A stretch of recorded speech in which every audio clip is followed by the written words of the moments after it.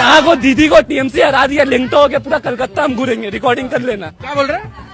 BJP TMC को हरा दिया तो लिंक तो हो गया, पूरा कलकत्ता घूरेंगे, लंगा होके घूरेंगे। भाई तो गायब हो गया। स्पेशली जो 4 मई को रिजल्ट आया ना बीजेपी के फेवर में, उसके बाद तो भाई का गायब होना बनता ही था।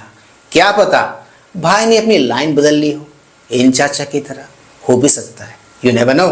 भूला है भंडारी करे नंदी की सवारी, शंभुनाथ रे हो शंकर नाथ रे। अगर हम ये कहें दोस्तों कि बीजेपी ने बंगाल को जीता नहीं है, क्लीन स्वीप कर दिया है टीएमसी को, तो कोई अतिशयोक्ति नहीं होगी, क्योंकि कई सारे कैंडिडेट्स बीजेपी ने ऐसे उतारे थे जिनके फेवर में ऑलरेडी माहौल चल रहा था, लोग उनको जीतते हुए देखना चाहते थे, जैसे कि ये।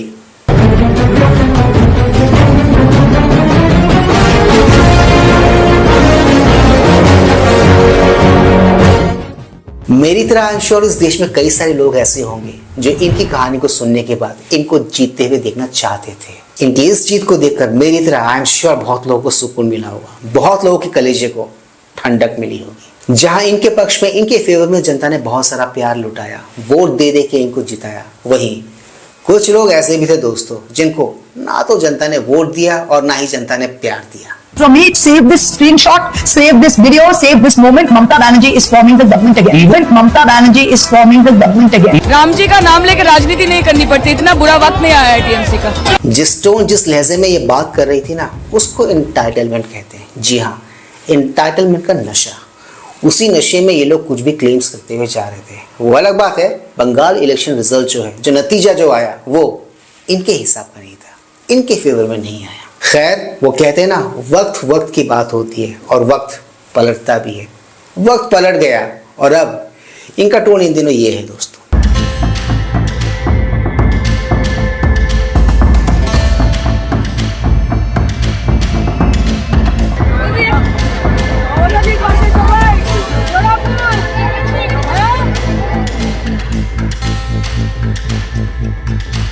इन्होंने तो जनता के जनादेश को, जनता जनार्दन के जनादेश को स्वीकार कर लिया, भारी मन से ही सही स्वीकार कर लिया। बट ये क्या देख रहा हूं मैं, इनकी जो नेत्री है वो अभी भी हार मानने को तैयार नहीं है।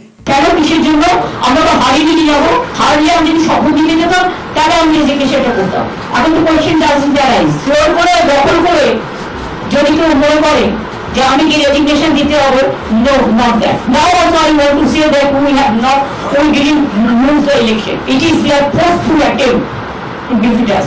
Officially they may through election commission can defeat us, but morally I am telling you that we won the election. ये तो हाल है इस दल के, बीजेपी की जीत को जहां पर इसी दल के कुछ नेता एक्नॉलेज कर रहे हैं, तो वहीं कुछ नेता ऐसे हैं जो एक्नॉलेज नहीं कर रहे, हार नहीं मान रहे। मुझे ऐसा लगता है पहले इनको साथ में बैठ के इस कंफ्यूजन को सुलझाना चाहिए, ताकि देश कंफ्यूज ना हो। देखो दोस्तों, अगर आपको ये समझना, ये जानना है कि इस वक्त इनकी मनोदशा एग्जैक्टली क्या है, तो आपको ये क्लिप देखना चाहिए।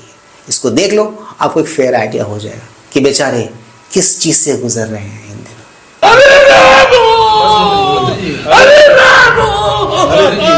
बीजेपी की जीत के साथ बंगाल में इन दिनों जो हो रहा है, जो चल रहा है ना, मुझे ऐसा लगता है वो था असल जनादेश।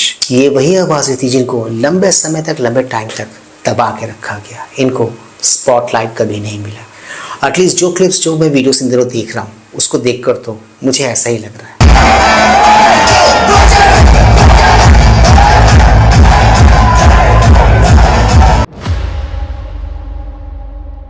Please like, share, subscribe and high my YouTube channel, ताकि हम ऐसे कंटेंट्स बनाते रहें और हमारा ये कंटेंट ज्यादा से ज्यादा लोगों तक पहुंचे। तो दोस्तों, ज्यादा वक्त न गवाते हुए let's go back to the topic then. आपको तो ये बात बहुत ही अच्छे से पता होगा कि बंगाल विधानसभा चुनाव में बीजेपी ने बहुत ही बड़े मार्जिन के साथ जीत दर्ज की है और 9 को उनका सीएम पद की शपथ लेने वाला है। जहां दोस्तों, इस खबर से इस देश में कई सारे लोग ऐसे हैं जो बहुत ही खुश हैं, तो कुछ लोग ऐसे भी हैं जो बिल्कुल भी खुश नहीं है, जरा भी खुश नहीं है।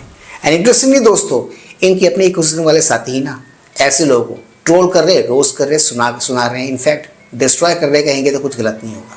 Today is a day of reckoning for democratic opposition in this country. The opposition cannot and must not take too much solace from what happened in Kerala, because in Kerala it's a routine return, and because it was delayed by 5 years, so probably people added some areas to that. Nothing more than that. What happened in Tamil Nadu is a great democratic transformation, and I say this without being pro or anti anyone, but this is what democracy does. Suddenly a rank outsider comes in and transforms it. What happened in Assam is something where system plays a role, but a very limited role. In Assam, the delimitation was such, which is one of the worst delimitations ever in the history of this country.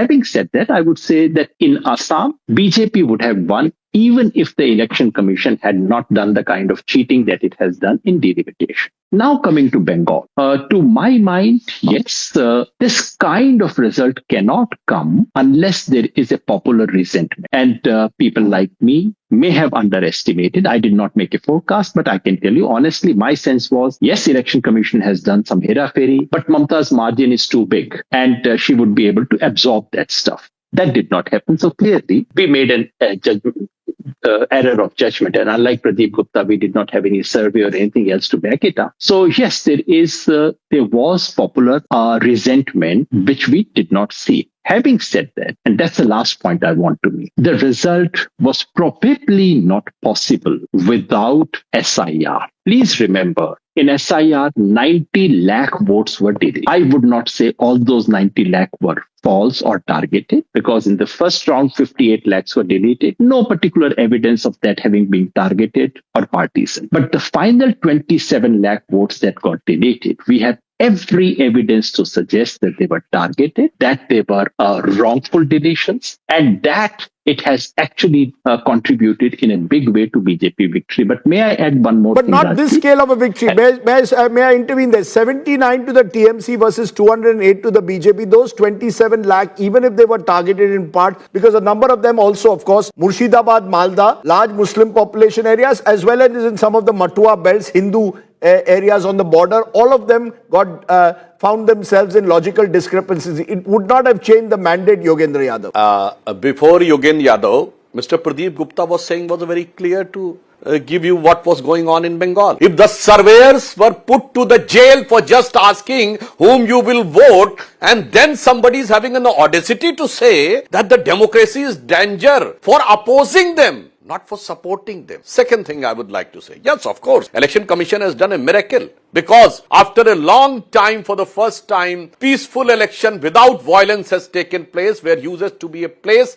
when at one point of time UP, Bihar were infamous for electoral violence. Now they are settled, and in West Bengal, dozens of murders during the polling were used to be a normal, usual feature.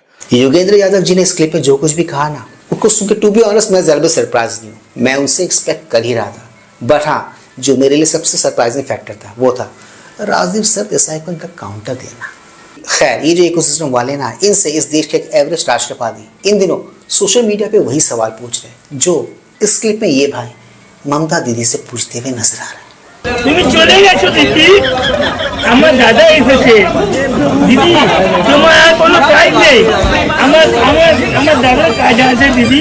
तो दोस्तों, आज के इस video में सिर्फ इतना ही। मैं मिलूंगा आप सबके साथ अपने अगले वीडियो में। Anyways, do not forget to like, share, subscribe my YouTube channel. इससे हमें शक्ति मिलती है, इससे हमें ताकत मिलती है और इससे हमें मोटिवेशन मिलती है। कीप स्माइलिंग दोस्तों।